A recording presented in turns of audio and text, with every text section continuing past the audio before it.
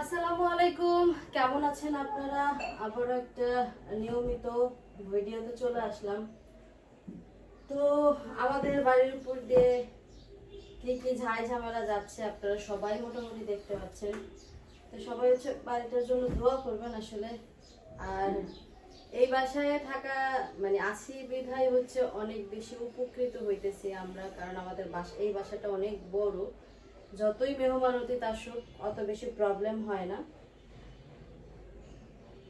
একভাবে না একভাবে আসলে সময় চলেই যায়, দিন কাইতেই যায়, মানে অত বেশি প্রবলেম হয় না। বাট এখন আবার নতুন যে বাসা নিছে আমার মা, সেই বাসাটা শুধু দুইটা রুম, কোনো ডাইনিং নাই, যদিও রুম দুইটা একটু বড়ই আছে।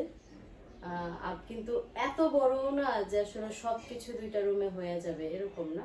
কারণ এখন যেমন দুইটা রুম আর বিশাল একটা ডাইনিং এর মধ্যে যদি 20 জন মানুষও বসে মানে সমস্যা হয় না। তো অত বড় না, ছোটই। আর সব থেকে বড় কথা হচ্ছে যদি থাকে সুজন এক বিছানায় 9 জন। তো সবাই হচ্ছে সুজনের মতো করেই থাকতে হবে। ঢাকা শহরে আসলে পরের বাড়ি ঘরে থাকলে এইভাবেই থাকতে হয়, দেশ গ্রামে চলে গেলে নিজের মতন করে থাকা যায়। আর নিজের মতন করে বাড়ি ঘর তোলা যায়, একজনের জায়গায় 10 জন থাকতে পারে, সমস্যা হয় না। আবার এই বাড়িতে জায়গা হইলো না, পাশের বাড়িতে জায়গা হয়ে যায়। গ্রাম দেশে থাকলে এই সমস্যাগুলো হয় না, ঢাকা শহরে থাকলে এই সমস্যাগুলো ফেস করতে হয়। আর যারা ঢাকা শহর আসে এটা আসলে মাইনে নিয়েই আসে।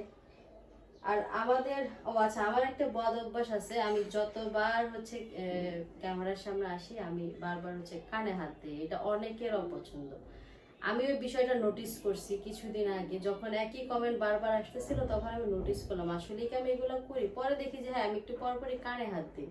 মানে এটা একটা বদ অভ্যাসে পরিণত হয়ে গেছে। এমন না যে আমার কানে কোনো প্রবলেম আছে, এমন না যে আমি কিছু করি, মানে হুদাই এমন করি শেষ। কিন্তু এটা অভ্যাসে পরিণত হয়ে গেছে, মানে যখনই ক্যামেরার সামনে আসি এরকম করি। আর সবার আগে একটু আপডেট দেই আমার বোনের বোনের আপডেট হচ্ছে, বোন এখন আগের তুলনায় সুস্থ আছে আলহামদুলিল্লাহ। বোন হচ্ছে এখন মুখে খাবারের পারমিশন পাইছে। ডাক্তার হচ্ছে বলছে আগের থেকে অনেক ভালো ইমপ্রুভ হয়েছে, এখন ওর খাবার মুখে খাওয়ানো হবে, এখন আর স্যালাইনের মাধ্যমে কোনো খাবার না। তারপর আগে চেহারা টেহারা একদম ফুইলে এত বড়, আমার আমার বোনের চেহারাটা খুব ছোট, এতটুকু, হ্যাঁ, আর সেটা ফুইলে এত বড় হয়ে গেছিল। তো এখন আবার হয়েছে কি যেন বলে, মানে ফুলাটা কমছে, কইমা একদম সাইজ মতো আসছে। তো আস্তে আস্তে ইমপ্রুভ হবে ইনশাল্লাহ। আর যারা কিছু মানুষ হচ্ছে আমাকে বলছেন যে আমি এত কথায় কথায় ইংলিশ কেন বলি, শুনতে খুবই বাজে শোনা যায়। আচ্ছা, আবার ইংলিশ মানে আমি যে ইংলিশ অনেক পারদর্শী বিষয়টা এরকম না। বিষয়টা হলো কিছু কিছু শব্দ আছে, যে শব্দগুলো না মানে আমাদের আশেপাশে যে মানুষগুলো আছে যারা আমাদের ব্লগ দেখে, তারা বাংলাটার থেকে ইংলিশটা তাড়াতাড়ি বুঝে। যেমন ধরেন কি বলে এটারে টাইম বা সময়, মানে এই সময়ের থেকে টাইমটা মুখে তাড়াতাড়ি চলে আসে। তো এরকম কিছু কিছু শব্দ আছে, এই যে দেখছেন আবার হুদাই মানে খামাখাই, মানে এই জায়গায় একটা আঙুল দিয়ে দিলাম, অভ্যাসে পরিণত হয়ে গেছে। এই কিছু কিছু শব্দ আছে যেটা মনে করেন ওই সময় হয়তো বাংলাটা মুখে আসে না, কারণ আমরা ইংলিশটা বলে অভ্যস্ত, সব সময় বলি। আর ইংলিশটা খুব তাড়াতাড়ি বোঝা যায় যে আমি আসলে কি বুঝাইতে চাইছি, কি বলতে চাইছি, এরকম। মানে যারা আমাদের ব্লগ দেখে তারা এটা মানে আমার মনে হয় যে তারা এই শব্দটার থেকে এই শব্দটার সাথে বেশি পরিচিত। আবার বলাও হয় আসলে ইংলিশ ওয়ার্ড গুলো একটু বেশি ব্যবহার করা হয়, এমন না যে শিক্ষিত দেখে মানে ওয়ার্ড গুলো ইউজ করি। যেমন আমার মার কথা বলি, বা আমার যে চাচি আছে, তারপর ফুপু আছে, এরা কিন্তু জীবনে করে দেন স্কুলের বারান্দাও যায় নাই, হ্যাঁ, কিন্তু তারাও হচ্ছে কথা বলার সময় মানে একটা দুইটা ইংলিশ শব্দ ব্যবহার করে। আচ্ছা, এটা কেন ব্যবহার করা হইলো, মানে তারা বাংলাটা থেকে ইংলিশটা তাড়াতাড়ি বুঝা ফেলে, এটার মানে কি, এই কি সেই কি, এটা বুঝা ফেলে। যার কারণে হচ্ছে ইংলিশ শব্দগুলো মুখ দিয়ে চলে আসে। এটার জন্য আসলে আমি দায়ী না, এটা আবার আমিই দায়ী। আমি বাংলা বললে কে আমারে ফিরায় রাখবো, কারণ ব্লগটা তো আমিই বানাই। বিষয়টা এরকম। তো আসলে বোঝার খাতিরে আবার মুখ ফসকা চলে আসে, যার কারণে হচ্ছে ইংলিশ গুলা মানে ওয়ার্ড ইংলিশ শব্দগুলা বলা হয়। দেখছেন এই যে আমি কিন্তু শব্দই বলতেছি এতক্ষণ ধরে, ধাম করে ওয়ার্ড চলে আসছে, এরকম বিষয়গুলো মুখে দিয়ে চলে আসে। তো আমাদের বাসায় আমি গত রাতের আগের রাত্রে সারা রাত হসপিটালে ছিলাম। হসপিটাল থেকে আসছি হইলো দুপুরে 12:30টার দিকে হচ্ছে হাসপাতাল থেকে আসছি। আসার পরে তো আর বাসার ওই পরিবেশ ছিল না যে একটু রেস্ট করব, একদম রেস্ট নিতে নিতে সন্ধ্যা, মানে হ্যাঁ মাগরিবের আজান দিবে ওই সময় আমি শুইছি। পরে 9টা-10টা বাজে ঘুম থেকে উঠছি, যার কারণে আর আপনাদের সাথে কোনো আপডেট শেয়ার করা হয় নাই। আমি আর কোনো কথা মানে কোনো কথা বলার মতন পরিস্থিতিতে ছিলাম না আসলে, কারণ সারা রাত সজাগ থাকলে না, আমার হসপিটালে থেকে তো অভ্যাস আছে, আমি জানি হসপিটালে কিভাবে থাকতে হয়, কিন্তু মানে সাথীর বেলা যেটা হয়েছে একদম স্টিল বসে থাকতে হয়, কোনো চোখ বন্ধ করার কোনো সুযোগ নাই। আচ্ছা সেটা কেন নাই, যে তোর মাথার এই পাশটাতে হাড় নাই, এই জায়গাটা মানে লিখে দিছে ডাক্তার যে এখানে কোনো হাড় নাই, এখানে চাপ দেওয়া যাবে না। তো ও হচ্ছে অচেতন অবস্থাতেই মানে যখন ঘুমাই থাকে তখন হচ্ছে হাত এইভাবে করে, তারপরে এমন করে কাইট হয়ে যায়। মানে এই জিনিসগুলো লক্ষ্য রাখার জন্য মানে একদম তাকায় থাকতে হয় ওর দিকে, মানে ওর দিক থেকে আমি মনোযোগ সরাইয়া অন্যদিকে হচ্ছে গিয়া তাকাবো বা একটু রেস্ট করব, ওই অপশনটা থাকে না। এমন না যে ওখানে অনেক কাজ করতে হয়, অনেক কিছু করতে হয়, এরকম না, কিন্তু ওই যে সারাক্ষণ হচ্ছে ওর দিকে তাকায় থাকতে হয়, নজর রাখতে হয় যে ও হাত ওইখানে দিল কিনা, বা ও ওইভাবে কাইট হয়ে গেল কিনা, যেভাবে কাইট হইলো ওটার উপরে চাপ পড়তে পারে, বা আপনার হচ্ছে অনেক অনেক ধরনের হয় না, নড়াচড়ার খাতিরে কিন্তু অসুস্থ মানুষ তো জানে না। আর ওরে যেহেতু প্রতিদিন হচ্ছে কি আপনার অ্যান্টিবায়োটিক গুলা দেওয়া হয়, ব্যথার ইনসুলিন গুলা মানে ইনজেকশন, সবকিছুতে ইনজেকশনের মাধ্যমে দেওয়া হইতেছে, মুখে তো কোনো ওষুধ দেওয়া হয় না। ওই ইনজেকশন গুলার কারণে তো ওর আসলে শরীরে তেমন কোনো ব্যথা নাই, ও তো নিজে হালকাই ফিল করে। ও তো নিজেরা ভারী ফিল করবে তখন যখন হচ্ছে সব মেডিসিন গুলো বন্ধ হয়ে যাবে, ব্যথাগুলো স্টার্ট হয়ে যাবে তখন। এখনো পর্যন্ত কিন্তু ওর শরীরে তেমন কোনো ব্যথা নাই। ব্যথা আসবে যখন নাকি ও সুস্থ হয়ে যাবে, মানে ও ব্যথাটা নেওয়ার মতন শক্তি পাবে শরীরে, তখন ডাক্তার হয়তো এত ব্যথার পেইন কিলার গুলা, ব্যথার ওই যে কি কয় সুইগুলা দিব না। তো ব্যথার ওই সুইগুলা যদি না দেয় তখন ও ব্যথা অনুভব করতে পারবে, এখন তো ব্যথা অনুভব করতে পারে না, এমন করে যার কারণে হচ্ছে ওর সামনে একদম স্টিল বসে থাকতে হয়, যাতে করে ও তাকায় থাকতে হয়, বসে থাকতে হয় না, তাকায় থাকতে হয়, যে হাত পা যাতে ঠিকঠাক থাকে, বা ওর যাতে ওই জায়গাটা যাতে কোনো চাপ না লাগে। তো এই কারণে হচ্ছে গিয়া অনেক বেশি সজাগ ছিলাম, একদম ক্লান্ত হয়ে গেছি, এক ফোঁটাও ঘুম আসতে পারি নাই। আবার আমার হাসপাতালে থাকলে যেটা হয়, ধরেন আমাদের নিজেদের যে শব্দগুলা সেগুলোর থেকে একটু অন্যরকম শব্দ আসলে ধাম করে আমি উঠে যাই। আর তার থেকে বড় কথা ওই যে বললাম যে ডাক্তারের সাথে কথা বলার জন্য আসলে আমার মনে হয়েছে যে আমার থাকাটা প্রয়োজন। তো গতকালকে আমি ডাক্তারের সাথে কথা বলছি, ইনশাল্লাহ আগে এই যে কথাগুলো বললাম এগুলো কিন্তু ডাক্তারের কথা। ডাক্তার আমাকে বলছে যে ওর এখন থেকে মুখে খাবার শুরু করে দিবেন, আগের থেকে অনেক ইমপ্রুভ হয়েছে। এখানে একটা পাইপ লাগানো আছে, সেই পাইপটা সিটি স্ক্যান করানোর পরে রিপোর্ট দেখে খুলে ফেলা হবে, তারপর ড্রেসিং করা হবে ইনশাল্লাহ। তো আশা করা যাচ্ছে খুব তাড়াতাড়ি সুস্থ হয়ে যাবে। বাকিটা ওর ওর মানসিক শক্তির উপরে ডিপেন্ড করব। ও যত তাড়াতাড়ি নিজের শক্ত করব আমার বোন, তত তাড়াতাড়ি ও নিজে সুস্থ হয়ে যাবে। আর হয়েছেও, কারণ অন্যান্য রুগীরা ডাক্তারের নিজের মুখের কথা যে অন্যান্য যে রুগী তারা অপারেশন করে 72 ঘন্টা চলে যায়, জ্ঞান আসে না। আর আমার বোনের তো আল্লাহ রহমতে 12-13 ঘন্টা 14 ঘন্টার মধ্যেই মানে জ্ঞান চলে আসছে, মানে ও উপলব্ধি করতে পারছে যে ও হসপিটালে আছে, ওর সাথে কেউ কথা বললে ও রেসপন্স করছে, হয়তো তাকায় নেই, চোখ মেলা মানে হাত দিয়ে বুঝাইছে, এমন করছে, মানে বুঝাইছে যে ও সবকিছু শুনতেছে। তো এইটা অনেক ভালো ছিল, এই ইমপ্রুভ মানে এই যে তাড়াতাড়ি ভালো হওয়াটা, এইটার কারণে হইলো ও আরো মানে আমরা আরো অনেক বেশি কনফিডেন্ট ওরে নিয়ে যে না ও খুব তাড়াতাড়ি সুস্থ হয়ে যাবে। আর অসুস্থ হয়ে গেলে আমাদের মোটামুটি কাজ শেষ। আর এখন যেটা হয়েছে সেটা হচ্ছে হসপিটালে থাকার মতন মানুষ কমে গেছে, কারণ এতদিন হচ্ছে ওর জাল ছিল, ওর ভাসুর ছিল, ওর মা ছিল, ভাই ছিল, মামি ছিল, আরো অনেক মানুষ ছিল। বাট এখন সেই মানুষগুলো আস্তে আস্তে কমে যেতেছে, তার কারণ প্রত্যেকটা মানুষেরই তো আসলে ঘর সংসার আছে। তো সর্বশেষ আমার যেটা মনে হচ্ছে যে ওইখানে আমার বোনের হাজবেন্ড আর আমি ছাড়া হয়তো তেমন কেউ থাকবে না। ওর যে জাল, সে ওরে অনেক বেশি ভালোবাসে, অনেক চেষ্টা, মানে এই কয়দিন ধরে অনেক মানে ই করছে ওর জন্য, সবাই করছে আসলে।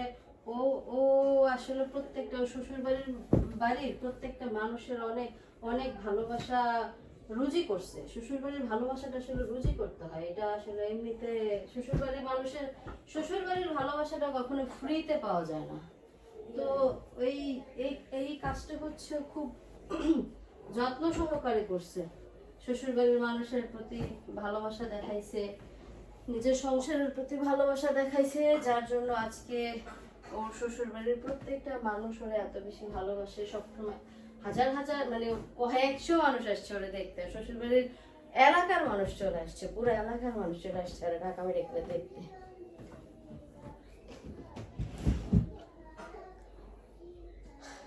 এগুলা বললে আবার আপনারা আমার উপরে চলে যাবেন, তাহলে তুই কি করলি। প্রত্যেকটা মানুষ যার যার নিজের জায়গা থেকে চেষ্টা করে, বুঝছেন। এটা সবার দ্বারা সবকিছু হয় না, সবাই সবকিছু করতেও পারে না। আমি আমার জায়গা থেকে চেষ্টা করছি, আমার বোন ওর নিজের জায়গা থেকে চেষ্টা করে, সবাই সবকিছু আসলে পারে না, বুঝছেন। এই হলো বিষয়। আর আমরা হইলাম ওর রক্ত, এক পরিবারে জন্ম নিছি। ও যদি আমাদেরকে খারাপ কথাও বলে, জীবনে কখনো ভালো নাও বাসে, তাও ওর প্রতি আমাদের ভালোবাসা আছে, থাকবে, দায়িত্ব আছে, থাকবে। আর শ্বশুর বাড়ি এমন একটা জিনিস যেটারে ভালোবাসা না দেখাইলে ভালোবাসা পাওয়া যাবে না।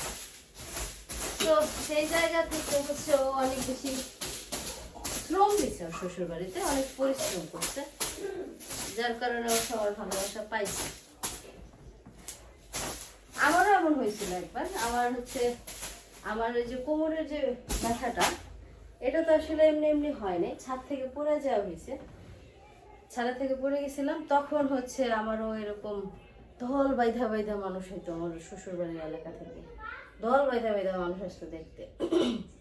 তো এরকম হয়, একটা সময় যায় মানুষের এরকম, সবারই গেছে, আমারও গেছে। তো আল্লাহ সবাইরে ভালো করছে, আমারও ভালো করছে। আমি চাই আমার বোনটারও আল্লাহ পাক ভালো রাখুক, ভালো করুক, কারণ সুস্থ থাকাটা অনেক বেশি প্রয়োজন। আর ওর বেশি প্রয়োজন, কারণ হলো ওর দুটো বাচ্চা আছে।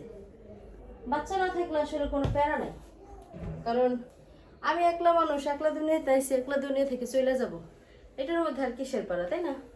তো এরকম কোনো প্যারা থাকে না যদি না থাকে। আর আমাদের বাড়ি ঘর এত এলোমেলো, তার কিন্তু একটা কারণ আছে। হ্যাঁ, মানে আপাতত একটা কারণ আছে। কারণ হলো আমাদের এই যে 1 তারিখ যে আসতেছে, এই 1 তারিখে আমরা বাসা ছেড়ে দিব, মানে যার যার নিজের নিজের বাসায় চলে যাব এই 1 তারিখে। তো এই কারণে হইলো ঘরে বলেন, বাইরে বলেন, ডাইনিং এ বলেন, সব জায়গায় একটা হজবড় অবস্থা হয়ে আছে। এটা আসলে আপনারা একটু ইগনোর করবেন। হ্যাঁ, যে বাসার ভিতরে এত মানুষ, তাও তো পরিবেশের এই অবস্থা, এটা একটু ইগনোর করবেন। কারণ বাসা চেঞ্জ করে ফেলবো দেখা গুছগাছ করে কোথাও রাখতেছি না, যে এটা গুছাই এই জায়গায় রাখি, ওটা গুছাই ওই জায়গায় রাখি, এরকম হইতেছে না। আর অনেক বেশি দৌড়াদৌড়ি হইতেছে, শরীরের উপর দিয়া, মনের উপর দিয়া অনেক প্রেশার যাইতেছে, যার কারণে হচ্ছে বাসায় আসার পরে আর ওইভাবে কোনো কিছু করতে ইচ্ছা করে না। আর আমরা ভাবিরে কি বলবো বলেন, ভাবি আগে ছিল 2টা বাচ্চা, আমাকে সারাফাত শারিফা, এখন 6টা বাচ্চা। 6টা বাচ্চা কিভাবে? আমার এই সাথে যে রুগী, তার হচ্ছে 2জন বাচ্চা, আমাদের ঘরে 2জন বাচ্চা, তারপর আমার যে রুগীর জালের একটা বাচ্চা, 5টা বাচ্চা, তারপর আমার মামাতো ভাই চলে আসে, নয়তো একজন না একজন বাচ্চা অ্যাড হয়ে যায়। 6টা-7টা বাচ্চা আমার ভাবি ম্যানেজ করে। আবার এই যে এতগুলা মানুষ, সবার জন্য খাবার দাবার রান্না করে, তার মধ্যে বাসায় গ্যাস নাই, তারপরে এতগুলা মানুষের মনে করেন একটা আলাদা কেয়ারের কিন্তু ব্যাপার আছে। যে কেয়ারগুলো আমরা যেহেতু হাসপাতালে থাকি, হাসপাতালে দৌড়াদৌড়ি করি, এগুলা কিন্তু আসলে আমরা করতে পারি না, এগুলো কিন্তু সম্পূর্ণটা আমার ভাবিরই করতে হয়। তো এই জায়গা থেকে না সব কিছু একদম এলোমেলো হয়ে আছে। আমরা কাউরেই কিছু ওইভাবেই করতে পারতেছি না, হয় না যে একটা এক্সট্রা সেবা, এটা হচ্ছে না আর এটা হবেও না।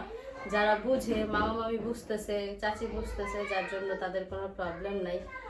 আর সবাই হচ্ছে আমার জন্য একটু দোয়া করবেন যাতে এই যে যে মানে সিচুয়েশনটা এটা রিকভার কইরা উঠতে পারি। এখন আবার যাব হাসপাতালে, হাসপাতালে যাওয়ারও সময় হয়ে গেছে। গতকালকে দুপুরে আসছি আর এই পর্যন্ত আমি যাইনি। তো এখন আবার মা, তারপর হচ্ছে মামি, চাচি এরা চলে আসছে, শুধু ওর হাজবেন্ড আছে। তো এখন আবার আমি যাব, আমি গেলে আবার আজকে রাতে আসা হবে না, আবার আগামীকালকে সকালবেলা দুপুরে হয়তো বা আসবো। কেউ যদি যায় ওইখানে, আর যদি কেউ না যায় তাহলে আবার আসা হবে না। তো এইভাবেই থাকতেছে, সবাই মিল্লা ঝিলা থাকতেছে, সবার উপর দিয়ে এই পরিশ্রম যাইতেছে। তো আমার হচ্ছে মানসিক পরিস্থিতির কারণে আমার উপর দিয়ে একটু ধকল বেশি যাইতেছে। হ্যাঁ, আবার আমি যদি, মানুষ যখন একটা বিষয় নিয়ে চিন্তা করে না, সেটা নিয়ে থাকলে অত মনে হয় যে হ্যাঁ এটা ঠিক আছে, এটা তো আমার হচ্ছে হবে হওয়ার কথা ছিল।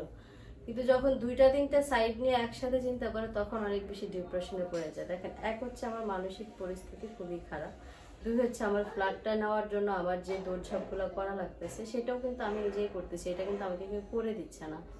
সো এটা নিয়েও আমার আমার একটা মেন্টালি প্রেশার যাইতেছে। আবার হচ্ছে চাচাতো বোনটা, এই চাচাতো বোনটার নিয়েও অনেক বেশি হ্যাসেল পোহানো লাগতেছে। হ্যাঁ, মানে হচ্ছে সবার উপর দিয়ে যাচ্ছে, কিছু কিছু মানুষের উপর দিয়ে বেশি যাচ্ছে। যেমন আমার উপর দিয়ে একটু কম গেলেও আমার কাছে বেশি মনে হচ্ছে, কারণ আমার উপরে একসাথে 3টা 4টা প্রেশার, এই জন্য বেশি মনে হইতেছে গেল। আর দুই হচ্ছে যারা হচ্ছে বুঝতে পারেন নাই যে সাথী আমার চাচাতো বোন হলে আবার মামাতো ভাইয়ের বউ কিভাবে হয়। সাথী হচ্ছে আমার সেজো চাচার মেয়ে। সাথীরে যখন এই সাথীর কত বছর আগে, 10 বছর আগে হইলো আমার আপন মামাতো ভাই ওরে বিয়ে করছে। হ্যাঁ, যার কারণে আমার মামাতো ভাইয়ের বউ হয়ে গেছে। এইটা হচ্ছে বিষয়। আমার আপন চাচাতো ভাই বোন রে আপন মামাতো ভাই বিয়ে করছে। বুঝতে পারছেন? ক্লিয়ার? বুঝাইতে পারছি? এরপরও যদি না বুঝে আবার প্রশ্ন করবেন, আবার আমি বুঝাই দেবো, ঠিক আছে? আবার চাচার মেয়েরে আমার মামার ছেলে বিয়ে করছে, যার কারণে চাচতো ভাই মামতো ভাইয়ের বউ, চাচতো বোন মামতো ভাইয়ের বউ হয়ে গেছে। এই হচ্ছে বিষয়। এই জন্য দুইটা সম্বোধন করে। যেমন সাদিয়া, সাদিয়া কিন্তু আমার চাচতো বোন হয়। আবার কি আমার মামার সাথে ওর বিয়ে হয়েছে। মানে আমার ফুফাতো মামার সাথে ওর বিয়ে হয়েছে। তো একদিক থেকে আমার মামি, একদিক থেকে আমার বোন, আবার এরা একদিক থেকে মামা, আর একদিক থেকে আবার দুলা ভাই। এইরকম বিষয়গুলো আত্মীয়দের মধ্যে যখন বিয়ে শাদী হয়ে যায় তখন ওই রিলেশন গুলো একটু হজবড় পরিস্থিতিতে পড়ে যায়। যাই হোক, অনেক কথা বলছি। সবাই ভালো থাকবেন, সুস্থ থাকবেন, আমাদের সবার জন্য দোয়া করবেন। আজকের ভিডিওটা এই পর্যন্তই। আল্লাহ হাফিজ।